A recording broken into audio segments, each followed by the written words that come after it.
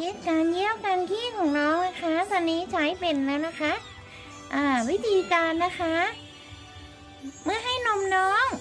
ก็ให้เช็ดตูดน้องให้เช็ดไอจูน้องแล้วให้น้องดมแล้วมาทิ้งไว้ตรงนี้นะคะทำสัก2-3 วันนะคะน้องก็จะเรียนรู้ที่จะเยี่ยวเองนะคะเห็นไหมคะ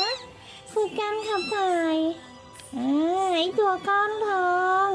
อัปเดตก้อนทองเห็นไหมคะขนาดขี้คุณหมามีก็ยังมาถ่ายวิดีโอให้เขารู้จักการขี้การเยี่ยวแล้วนะคะน่ารักมากเลยค่ะเห็นไหมคะรู้จักถมด้วย